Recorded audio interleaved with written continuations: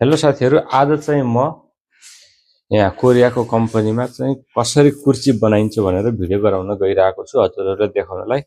अहिले चाहिँ म चाहिँ यहाँ बेन्डिङ गर्न गइरहेको छु।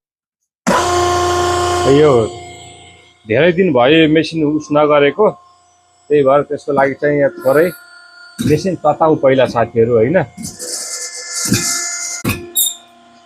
यो चाहिँ कुर्सीको पछाडीको खुट्टाको लागि बेन्डिङ गर्न गइरहेको छु र यसको लम्बाइ चाहिँ 825 mm लम्बाइ छ है त यसको। र मैले यसरी राखेँ यसलाई दुईटा। यसको सेटिङ अलरेडी यही सेटिङ छ, त्यही भएर केही गर्न पर्ने जरुरी छैन है।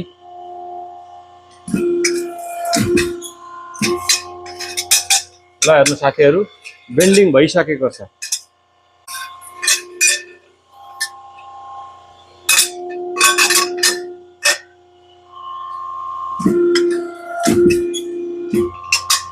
ओके साथीहरु,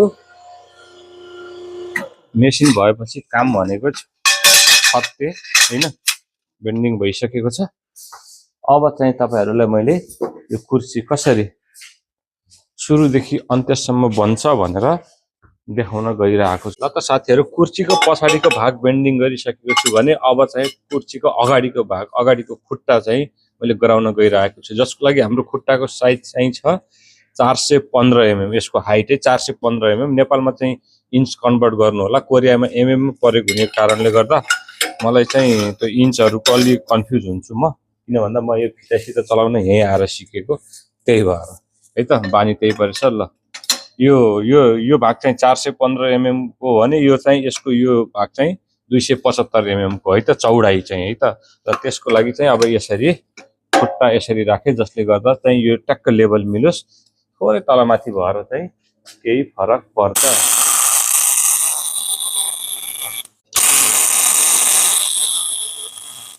ल रेडी भइसकेको छ साथीहरु, सेकेन्डमा रेडी हुन्छ। एउटा खुट्टा रेडी भइसकेको छ। ल त साथीहरु, मैले अगाडिको खुट्टा गराएर भ्याइसकेको छु भने अब चाहिँ म कम्प्लिट कुर्सी गराउन गइरहेको छु। र कुर्सी कसरी गराउँछु भनेर चाहिँ हेर्दै जानु होला है। सर्वप्रथम मैले यो बेन्डिङ गरेको पछाडीको खुट्टा यसको यो फ्रेममा राखे है त, यसरी राखे। त्यसको लागि अब यो बीचमा पछाडी खुट्टाको सपोर्टको लागि दुईतिर 45 डिग्री काटेको यो 311 mm साइज है त यसको, 311 mm साइजको चाहिँ यहाँ राखे। त्यसपछि अर्को खुट्टा यतापट्टि राखे है त। अब चाहिँ यसरी मिलाउने र यसलाई यो हल्का टाइट हुन्छ, यसलाई फिनिशिङ ल्याउनको लागि टाइट राख्नु पर्ने हुन्छ, नत्र ग्याप देखिन्छ हैन। यो चर के यसको दुईटाको जोइन्टमा चाहिँ चर देखिने भएको भएर त्यसको लागि चाहिँ अब यसरी हानेर मिलाउने, यसरी यसको हाइट मिलाउने। कहिलेकाहीँ तल धुलो सुलोले गर्दाखेरि हाइट माथि आउन सक्छ, मिल्दैन पछि, नत्र यो टेबल यसो हुन्छ, हल्लिन्छ। यो भयो। पछाडीको खुट्टा राखिसक्यो भने त्यसको सपोर्ट पनि राखिसक्यो। अब छेउको लागि यो राख्दैछु र यसको लम्बाइ चाहिँ 306 mm, 306 mm। र यो सिट राख्ने भाग पनि राखिसके है त साथीहरु, यो 306 mm। र अब आउँछ चाहिँ अगाडिको खुट्टा। अगाडिको खुट्टा देख्न सक्नुहुन्छ 415 mm, 275 mm। हाइट चाहिँ 415 mm, यो 275 mm यसको भित्रको उस है त। र यसलाई चाहिँ यसरी राखेर यो खुट्टा त अडाउनु पर्यो। कम्पनीमा काम गर्दा अब हातले समातेर गर्यो भने ढिलो हुन्छ, त्यही भएर यसलाई अडाउनको लागि यो यसरी गरिसकेर अब हल्का फुल्का तलमाथि छ भने यसरी मिलाउन सक्नुहुनेछ। ल हाम्रो कुर्सी देख्नलाई चाहिँ तयार भइसक्यो, अब यसलाई चाहिँ बेल्डिङ गर्न मात्र बाँकी र म बेल्डिङ गर्न गइरहेको छु। हेर्नु है त। यहाँ अर्थिङ दिन भुलिएको साथीहरु, अर्थिङ चाहिँ तलबाट दिनुपर्ने हुन्छ, माथिबाट यो घुम्ने कारणले गर्दाखेरि।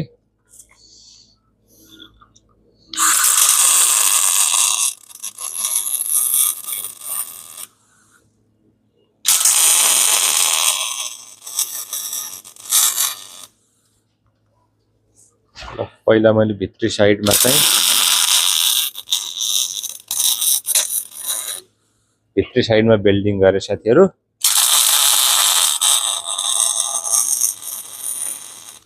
यसरी घुम्ने टाइपको यो फ्रेम गराउनु भयो भने काम गर्न सजिलो हुन्छ कम्पनीमा।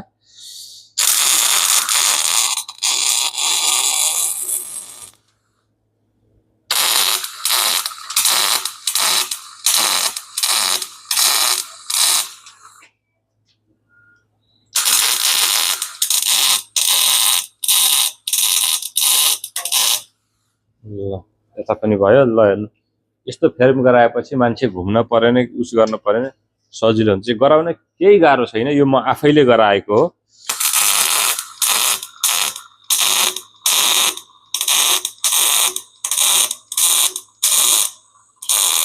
त्यसको लागि चाहिँ एउटा पहिला आफूले फ्रेम गरा यो टेबल कुर्सी गराउनु पर्ने हुन्छ र त्यसपछि त्यसैको आधारमा चाहिँ तल राखेर फिट गर्दै जाँदै गर्नुपर्ने हुन्छ र यो यसको चाहिँ यो फ्रेम बन्छ है त। खासै गाह्रो छैन।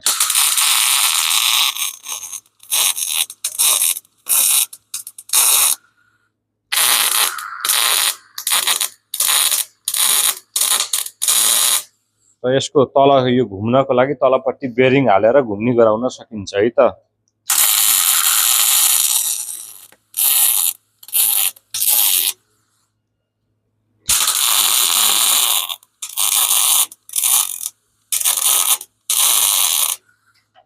ल साथीहरु कुर्सी बनेर तयार भइसकेको छ। तपाईहरुले यो भिडियो स्टार्ट गर्दादेखिबाट हैन यो कुर्सीको यो राखेपछिबाट कति टाइम लाग्यो हेर्न पनि सक्नुहुनेछ, कति टाइममा चाहिँ कुर्सी बन्दो रहेछ भनेर। अब म कुर्सी निकाल्न गइरहेको छु है त। ल हेर्नु साथीहरु कुर्सी बनिसकेको छ।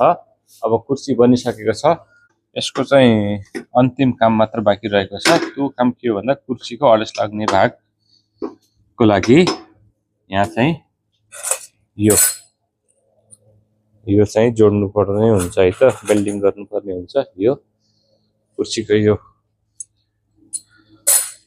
अडेस लगाउने भागको लागि, त्यसको लागि चाहिँ यसरी है त। तलपट्टि चाहिँ यो ठुलो, तलपट्टि भन्नाले यो उसको माथिपट्टिको भागमा चाहिँ यसो उल्टाउँदा तलपट्टि भयो हैन। कुर्सी उल्टाउँदाखेरि कुर्सीको माथिल्लो पट्टिको भागमा चाहिँ ठुलो र तलपट्टि चाहिँ सानो गरेर यसरी हल्का डिजाइन पनि देखिने यसले यो फलामको टुक्राहरू यस्तो वेल्डिङ गर्नुपर्ने हुन्छ है त। यसैमा स्क्रु ठोकेर त्यो अडाइन्छ। त्यसको लागि चाहिँ यसरी राम्रो तरिकाले वेल्डिङ गरिकन अन्त यो देखिने भाग हो। अलि नराम्रो वेल्डिङ भयो भने चाहिँ अलि रफ देखिन्छ, नराम्रो। राम्रोसँग वेल्डिङ गरिसकेपछि वेल्डिङ गरेर भइसक्यो र कुर्सी लगभग फाइनल्ली तयार भइसकेको छ साथीहरु।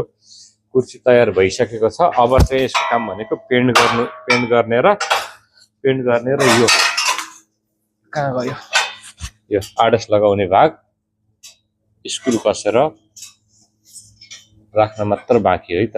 ल यसरी यो चाहिँ डिजाइनको आउँछ र यहाँ सिट राखिसकेपछि कुर्सी तयार हुन्छ साथीहरु। अब चाहिँ पेन्ट मात्र बाँकी रह्यो साथीहरु।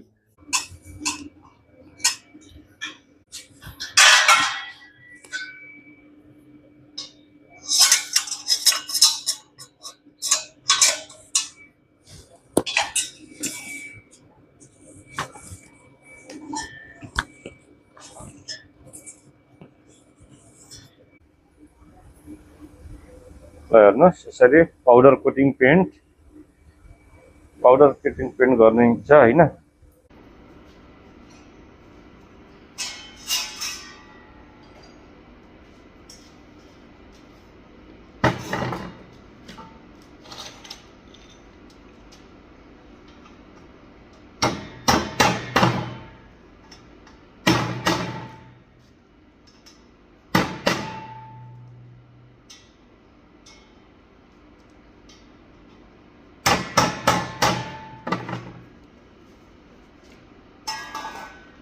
अब चाहिँ पालो आएको छ यो ठोक्ने है त। यो आडस लगाउने भाग ठोक्ने पालो आएको छ र यो ठोकिसकेपछि सिट राख्दा यो कुर्सी कस्तो देखिन्छ भनेर देखाउन गइरहेको छु है त। ल हेर्नुस् यो राखिसकेपछि चाहिँ यस्तो भयो हैन। ठ्याक्कै एकदम मिलेको छ, फिनिशिङ पनि एकदम 0-0 मा छ हैन। ल यो खासै गाह्रो छैन, कोरियाको होटलमा प्रयोग हुने कुर्सी हो। यसको लागि यहाँ हेर्नुस् पछाडि यसरी स्क्रु हाल्ने काम मात्रै हो। यो कुर्सी पनि म आफैले गराएको हो।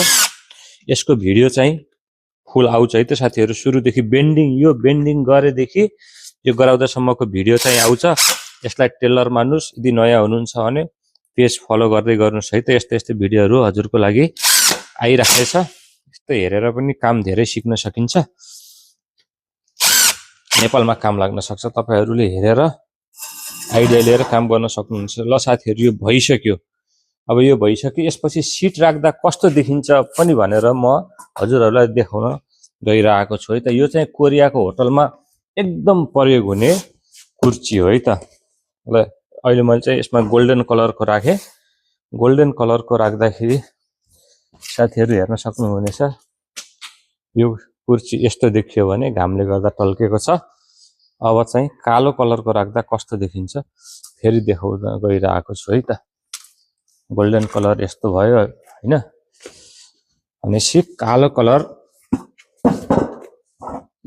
ल हेर्नु साथीहरु कालो कलर हाल्दाखेरि यो कुर्सी कस्तो देखिन्छ कमेन्ट गर्न नभुल्नु होला है त साथीहरु। कस्तो लाग्यो साथीहरु भन्न नभुल्नु होला। यदि तपाईहरु टिकटकबाट हेर्दै हुनुहुन्छ भने फेसबुकमा गएर फलो गर्न सक्नुहुन्छ। फेसबुकमा भिडियो चाहिँ पहिले आउँछ है त साथीहरु।